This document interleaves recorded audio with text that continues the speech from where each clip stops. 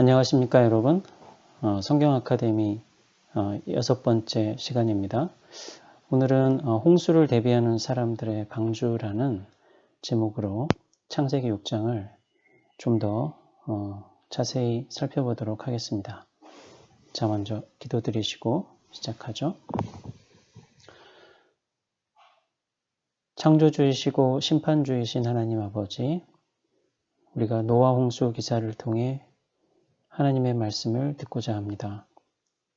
교회에 주신 계시로서 이 창세기 말씀을 우리 각자에게 주님의 성령께서 조명하시고 가르쳐 주옵소서. 주 예수 그리스도의 이름으로 기도드립니다. 아멘. 방주는 어떤 곳이었을까요? 우리가 이 노아 홍수 기사를 통해서 사람이 하나님의 이 온 세상에 내리시는 심판을 면할 수 있게 해주었던 장소로서 이 방주를 보았습니다. 이 방주에 대해서 좀 더 성령의 가르침을 받고 싶습니다. 그래서 오늘은 세 가지를 여러분들과 함께 살피고 또 배우려고 합니다. 우선 방주는 주님의 사람과 함께 안전한 곳입니다. 하나님께서 노아에게 6장 18절에 2번, 또 19절에 1번, 너와 함께 방주로 들어가라고 말씀하십니다. 너와 함께. 사람이든 짐승이든 노아와 함께 방주에 들어가야만 하나님의 심판을 면하고 살 수 있었습니다. 그래서 하나님은 노아에게 너와 너의 아들들과 너의 아내와 내 아들들의 아내들은 너와 함께 방주로 들어갈지니라. 누구와 함께죠? 너와 함께, 노아와 함께 들어가야 한다는 것이죠. 그냥 방주에 들어간다는 것만으로는 안전할 수 없었습니다. 하나님의 명령은 노아와 함께 그 방주에 들어가야 한다는 것이었죠. 모든 생물 중에서, 모든 육체 중에서, 모든 것 중에서 둘씩 너는 그 방주로 들여서 너와 함께 살아있게 하라. 6장 19절 말씀입니다. 살아있게 하라는 명령을 20절에서도 하나님이 한 번 더 말씀하십니다.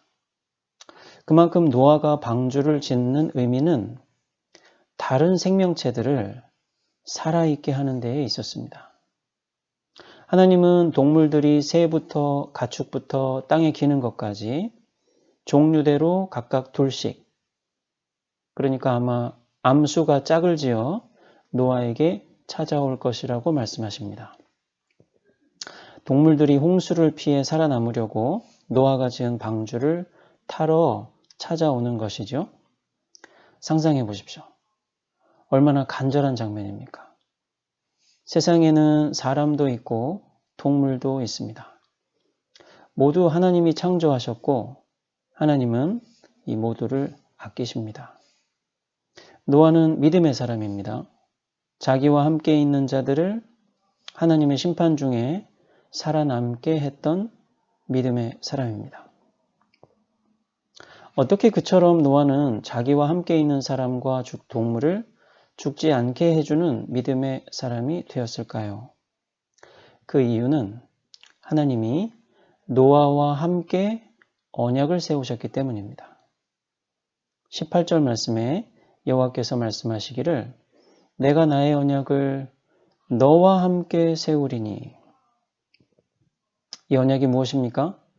노아와 그의 가족들과 생물들을 노아와 함께 있을 때에 죽음의 심판을 면하게 하시겠다는 하나님의 언약입니다.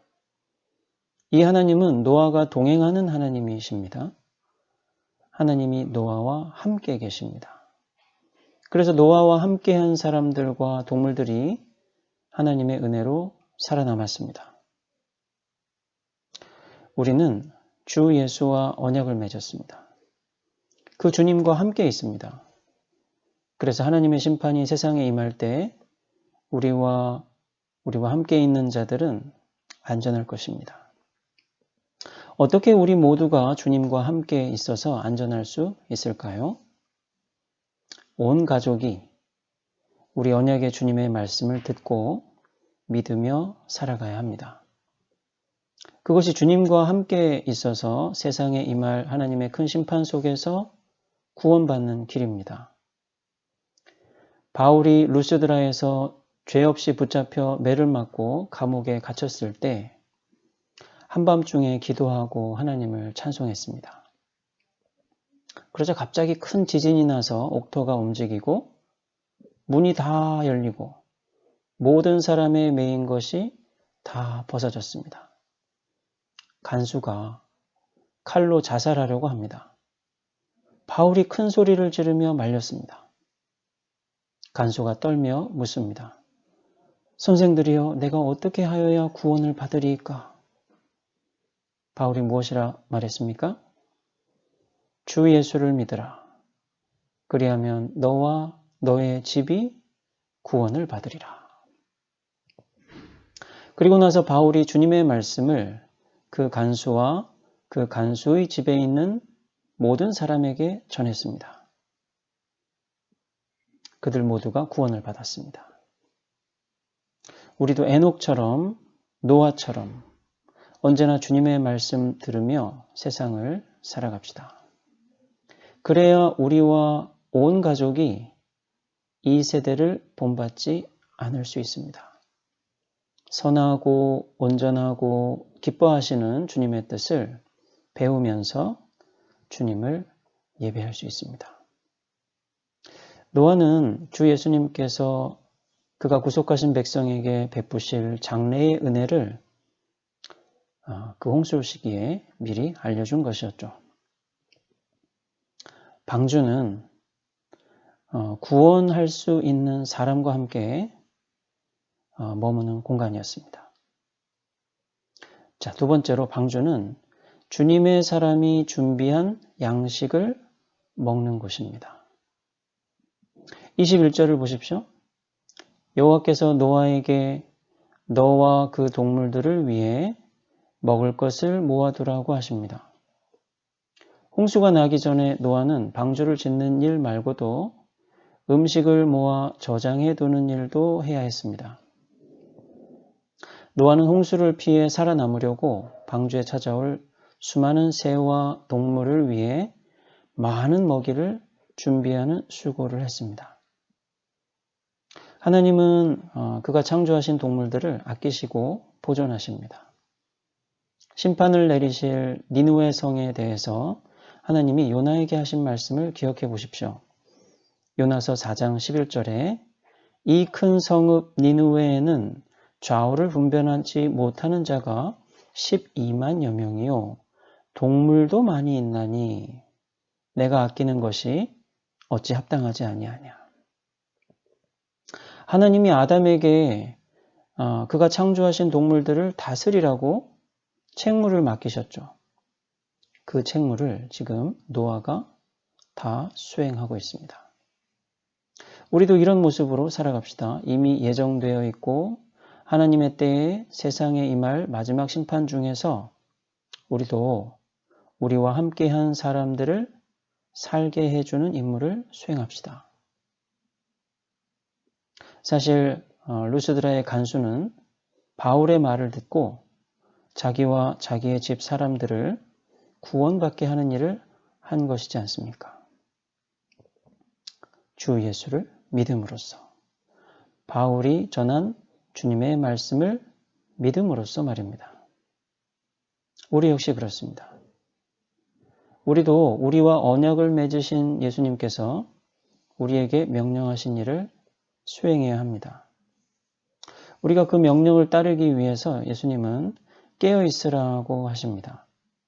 마태복음 24장 42절 44절에서 주님이 말씀하십니다. 그러므로 깨어 있으라.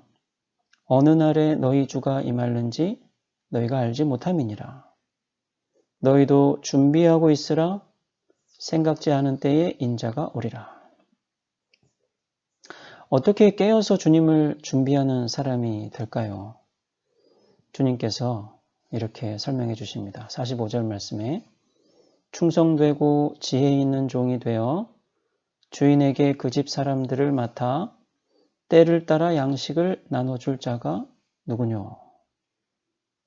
주인이 올 때 그 종에 이렇게 하는 것을 보면 그 종이 복이 있으리로다.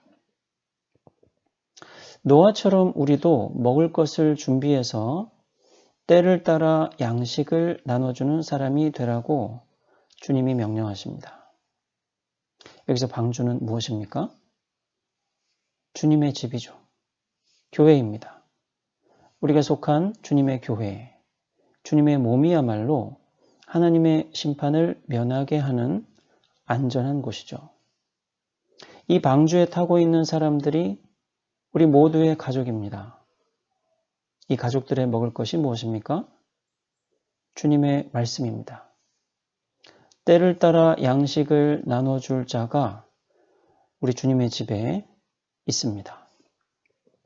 집 주인이신 그리스도께서는 그의 집 사람들을 그의 종들을 통해 충성되고 지혜 있는 종들을 통해 먹여주십니다. 떡으로만 사람이 살지 아니하고 하나님의 입에서 나오는 모든 말씀으로 사느니라고 우리 주님은 우리에게 시험을 이기라고 지혜를 주셨습니다. 시편에서 성도는 주님의 말씀이 내 입의 꿀보다 더 달콤하나이다 라고 찬미합니다. 예수님의 말씀이 우리에게 생명을 주는 영입니다. 우리에게 영생을 주는 양식입니다. 이 양식을 먹는 자는 예수님 안에 거합니다. 그래서 예수님은 우리가 안전하게 심판을 면하게 할 방주이시죠. 주님께서 우리를 그의 몸이신 교회에 방주 안에 이미 들어오게 하셨습니다. 이곳에서는 우리에게 먹을 것을 나눠주고 계십니다. 어떻게 주님은 우리에게 먹을 것을 나눠주십니까? 깨어서 주님을 기다리는 충성되고 지혜로운 종들이 때를 따라 우리에게 말씀을 나눠주게 하심으로써 그렇게 하시죠. 주님께 충성하는 그 종들은 주님의 집에 있는 어떤 가족에게는 젖을 줍니다. 말씀의 초보를 가르칩니다. 죽은 행실을 회개하는 것, 하나님께 신앙을 가지는 것, 세례들이 무엇인지, 안수가 무엇이고, 죽은 자의 부활이 무엇이고, 영원한 심판이 무엇인지 말씀의 초보를 가르칩니다. 그리고 어떤 가족들에게는 그런 젖을 그만 줍니다. 어떤 가족에게는 젖이 아니라 단단한 것을 줍니다. 그래서 그 사람들도 지각을 사용해서 연단을 받도록, 그래서 선악을 분별하는 사람이 되도록 키우는 일을 합니다. 그렇게 되어서 혹시라도 하나님의 선한 말씀을 경험하고 내세의 능력을 맛보았는데도 안타깝게도 타락하는 비극을 맞지 않도록 충성되게, 지혜롭게 주님의 종이 되어 때에 따라 먹을 것을 나눠주는 일을 합니다. 우리 충영교회가 이런 주님의 교회여야 하지 않겠습니까? 코로나로 교회 활동이 주춤한 듯 보이지만 이 모든 것을 주관하시는 분은 하나님이십니다. 우리가 지금도 여전히 교회일 수 있도록 하나님께서 신실하게 일하고 계시는 줄로 믿습니다. 그렇게 믿고 하나님께 간구드립시다. 우리가 주님의 방주 안에 있음을 감사드립니다. 때를 따라 양식을 나눠줄 지혜롭고 충성된 주님의 종들이 있음을 감사합니다. 그들을 통해 우리가 주님의 말씀을 먹고 자라고 강건하게 하소서. 세 번째로 방주는 주님의 양식을 먹고 성장하는 곳입니다. 우리는 어떤 사람들로 방주에서 살아가고 있는 것일까요? 이 세 번째 내용을 짚어보고 오늘 공부를 마무리하고자 합니다. 주님의 집에서 때를 따라 양육받으며 자라는 주님의 사람들에게는 두 가지 특징이 있다고 생각합니다. 첫째, 세상 것에 애착을 두며 흔들리지 아니합니다. 세상 것에 애착을 두며 흔들리지 아니합니다. 누가복음 17장 28절 이하에 롯의 시대 소돔 사람들이 기록되어 있습니다.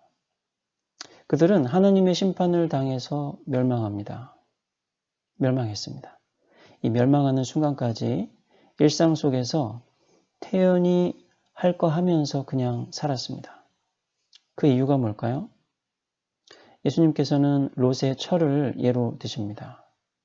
롯의 처는 멸망할 소돔에 두고 온 것들에 미련이 남아서 돌아보았죠. 천사가 빨리 떠나라. 그래야 산다 그랬는데 사실 처음에 롯의 가족 전부 그렇게 머뭇머뭇했었고 그 이유는 롯의 처가 증명해 주었듯이 멸망할 것들에 대한 미련 때문이었습니다. 그런 사람은 자기 목숨을 보존하고자 하다가 잃을 자라고 누가복음 17장 33절에서 주님이 말씀하십니다. 우리가 주님의 말씀을 때에 따라 먹고 계속 잘 양육받고 있다면 하나님의 심판에 멸망할 것들을 아까워하면서 돌아보지 아니할 것입니다. 십자가를 지고서 주님을 따르는 길에서 뒤를 돌아보지 아니할 것입니다. 둘째, 주님의 집에서 때를 따라 양육받고 자라는 사람들은 부당하게 고난을 받아도 하나님을 생각하며 슬픔을 참습니다. 그래서 그런 자기 모습을 보면서 함께 있는 다른 사람들도 구원을 받게 해줍니다.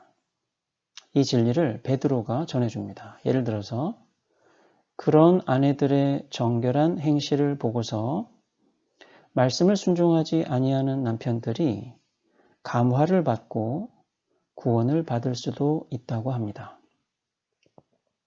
세상 살면 억울한 일이 많이 있습니다. 그때 하나님께 맡기고 참으면서 눈물을 흘릴 때 바로 그때 여러분은 노아처럼 세상을 살아가는 것입니다.